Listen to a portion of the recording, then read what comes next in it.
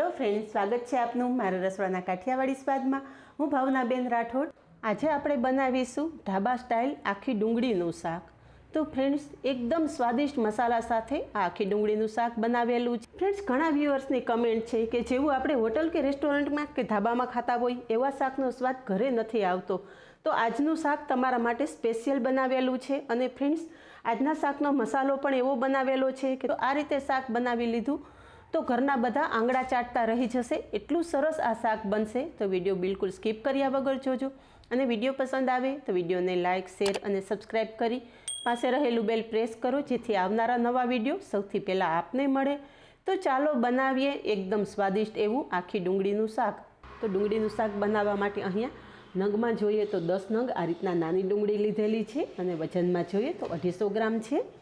તો પહેલાં આપણે ડુંગળી સમારી લેશું। તો ડુંગળીનો આગળ અને પાછળનો ભાગ અલગ કરી અને ઉપરથી ફોતરા ઉતારી લેશું।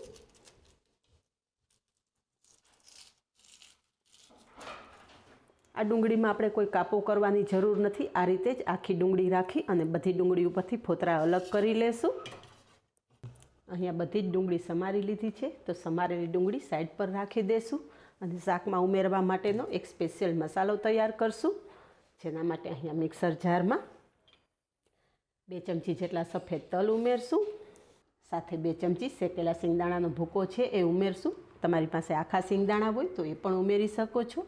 2 ચમચી સૂકા નાળિયેરનું છીણ, સાથે 1 ચમચી વરિયાળી અને અહીંયા થોડા પાપડી ગાંઠિયા લીધેલા છે એ ઉમેરશું। જો તમારી પાસે આ રીતે પાપડી ગાંઠિયા ના હોય તો ઘરમાં રહેલું કોઈ પણ ફરસાણ ઉપયોગમાં લઈ શકો છો। અને ફરસાણ હાજર ન હોય તો 2 ચમચી જેટલો ચણાનો લોટ ધીમા ગેસની ફ્લેમ ઉપર શેકી અને લઈ લેવાનો। तो बधी ज सामग्री आपणे मिक्सर जार में उमेरी दीधी है और रफली पीसी लेशुं। अहींया तमे जुओ कि आपणो मसालो सरस पीसाई गयो छे। आ रीतना आपणे रफली पाउडर करवानो छे। घणा लोकोनुं एवुं कहेवुं होय छे कि जेवुं होटल के धाबामां शाक खावा मळे एवुं शाक घरे नथी बनतुं। तो फ्रेंड्स, आजना शाकमां एवी बधी नानी नानी टिप्स तमने जणावीश जेथी तमे ढाबामां होय ए ज टाइपनुं शाक घरे बनावी शकशो। तो आपणे तैयार करेलो मसालो साइड पर राखी देशुं अने आगळनी प्रोसेस गैस पर करशुं। तो शाक बनाववा माटे अहींया गैस पर कढ़ाई मूकेली छे। तो शाकनो वघार करता पहेला आपणे डूंगળી छे ए तળી लेशुं। आ डूंगળીમાં जो तमे कापा करीने राखशो तो डूंगળી तेलमां पड़ता ज डूंगળીना बधा ज पार्ट अलग पड़वा मळशे, एटले ज आपणे डूंगળીमां कापा नथी करेला। तो तेल गरम थई गयुं छे। एक एक करता डूंगળી आपणे तेलमां उमेरी देशुं। तो फ्रेंड्स, काठियावाड़ी ढाबामां आ रीते डूंगળી तળી अने पछी ज शाक बनावता होय छे। अहींया तमे जुओ कि थोड़ी ज वारमां डूंगળી एकदम सरस तळाई गई छे अने उपर ब्राउन स्पॉट आवी गया छे। तो तळायेली डूंगળી छे ए आपणे एक वासणमां काढी लेशुं। आ डूंगળી आपणे 80% जेवी ज तळवानी छे, बाकी शाकनी ग्रेवी साथे वधारे सारी रीते बफाई जशे। तळेली डूंगળી आपणे एक वासणमां काढी लीधी छे अने एक्स्ट्रा तेल है ये पण आपणे काढी लेशुं। अहींया वधारानुं एक्स्ट्रा तेल आपणे काढी लीधुं छे। कढ़ाईमां अर्धी चमची राई उमेरशुं अने साथे अर्धी चमची जीरुं पण उमेरी देशुं। राई जीरुं एकदम सरस फूटी जाय एटले हींग उमेरशुं। साथे 1 चमची आदू मरचानी पेस्ट उमेरशुं अने थोड़ा मीठा લીમડાના पान पण उमेरी देशुं। तो बधुं ज एकदम सरस ककड़ी गया पछी 3 मीडियम साइजना टमेटानी पेस्ट करीने राखेली छे ए कढ़ाईमां उमेरी देशुं।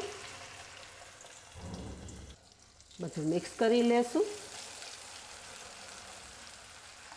हवे गैसनी फ्लेम धीमी ज राखी अने मसाला करी लेशुं।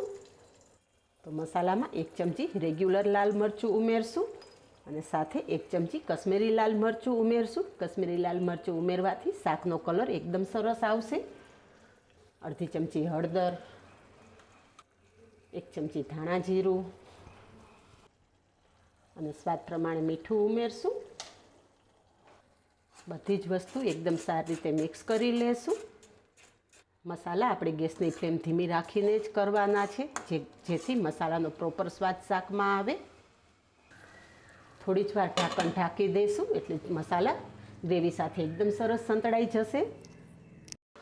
तो अहींया तमे जुओ कि थोड़ी ज वारमां मसाला ग्रेवी साथे एकदम सरस संतळाई गया छे अने तेल पण अलग पड़वा मांड्युं छे। તો હવે જે આપણે પીસી અને રાખેલા ડ્રાય મસાલા છે એ પણ કડાઈમાં ઉમેરી દઈશું.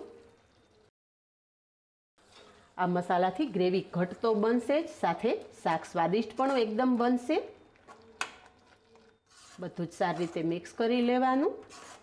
બધું જ સારી રીતે મિક્સ કરી લીધા પછી અડધા કપ જેટલું પાણી ઉમેરશું.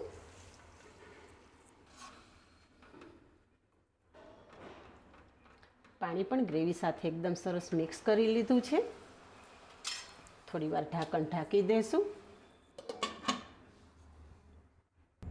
થોડી વાર પછી ચેક કરી લઈએ તો અહીંયા તમે જુઓ કે પરફેક્ટ ગ્રેવી તૈયાર થઈ ગઈ છે અને ગ્રેવીમાંથી તેલ અલગ પડી ગયું છે.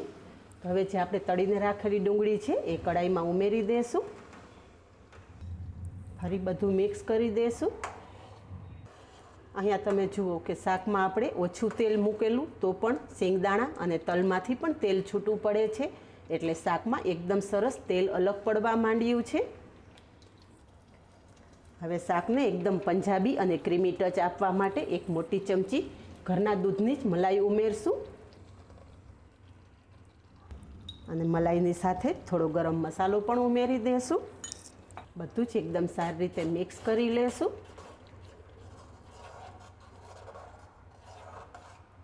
હવે ડુંગળીને આપણે માત્ર 80% જેટલી તળેલી, એટલે ધીમા ગેસની ફ્લેમ ઉપર ફરી પાછું ઢાંકણ ઢાંકી દઈશું, જેથી ડુંગળીમાં ગ્રેવીની એકદમ સરસ ફ્લેવર આવી જાય અને ડુંગળી પણ સારી રીતે બફાઈ જાય.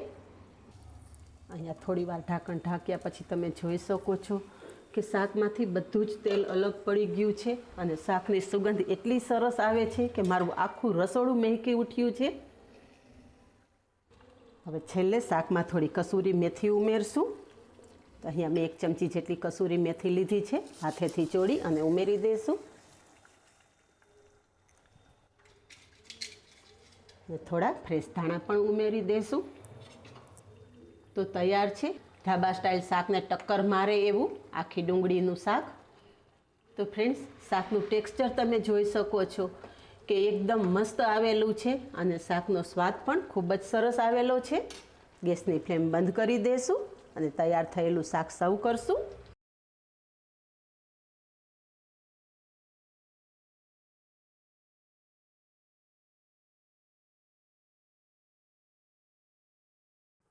તો તૈયાર છે રેસ્ટોરન્ટ કે ઢાબાના શાકને ટક્કર મારે એવું સ્પેશિયલ કાઠિયાવાડી આખી ડુંગળીનું શાક.